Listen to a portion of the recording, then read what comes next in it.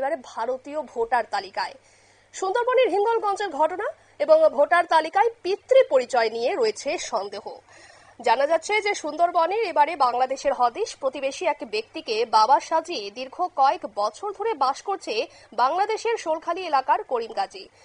স্থানীয় বাসিন্দাদের দাবি যে বাংলাদেশি শোলখালী এলাকার বাসিন্দা করিম গাজী গত কয়েক বছর আগে অবৈধভাবে সীমান্ত পেরিয়ে উত্তর 24 পরগনার বসিরহাট মহকুমার হিঙ্গলগঞ্জ ব্লকের অন্তর্গত কালীতলা গ্রাম পঞ্চায়েতের পারঘুমটি এলাকায় প্রবেশ করে। সেখানে রাজনৈতিক নেতাদের সাহায্য নিয়ে ওই এলাকার সিদ্দিক গাজী নামের এক ব্যক্তিকে বাবা সাজিয়ে 140 নম্বর বুথে ভোটার কার্ড তৈরি করে ফেলে এবং সাজানো বাবা সিদ্দিক গাজী দাবি করে যে অবৈধভাবে তার ভোটার কার্ড কোনোভাবে জোগাড় করে করিম গাজী ভোটার কার্ড তৈরি করে ফেলেছে।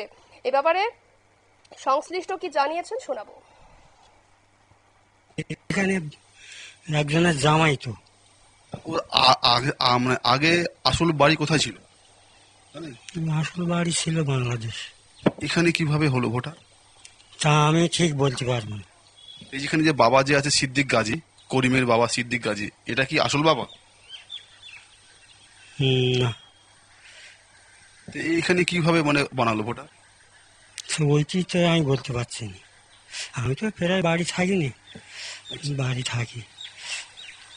মানে করিম মানে গাজীর আদি বাড়ি কোথায় ছিল বললে? বছর ছিল ওই পারে বাংলাদেশ। তাই এবার তাহলে সিদ্দিক গাজী তাহলে আসল বাবা নয়? না না, সিদ্দিক গাজী তাহলে আসলে কি?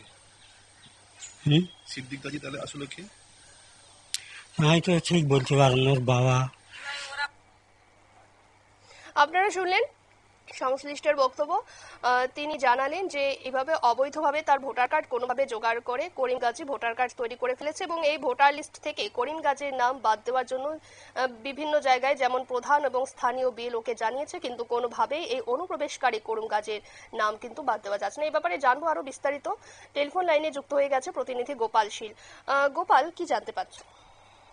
দেখো, তোমাকে বলে রাখি, যেটুকু জানা যাচ্ছে 2026 বিধানসভা নির্বাচনের আগে বাংলাদেশ থেকে আসা অনুপ্রবেশকারীরা শুধু সেখানে ভোট আগে থেকে যেমন দিচ্ছে, এখন নতুন করে ভোটার করার জন্য তারা প্রস্তুতি নিয়েছে।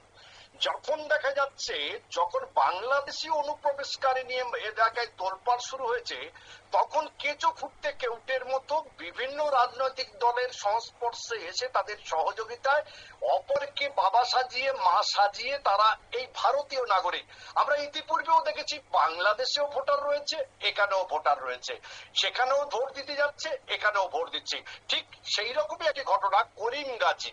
এই করিম গাজী বাংলাদেশ এলাকার যে সোলাখালী, বাংলাদেশের সোলাখালীর করিম গাজী, সেখানে তার বাবা মা, তার বাবা ভাই বোন সেখানে সবাই রয়েছে।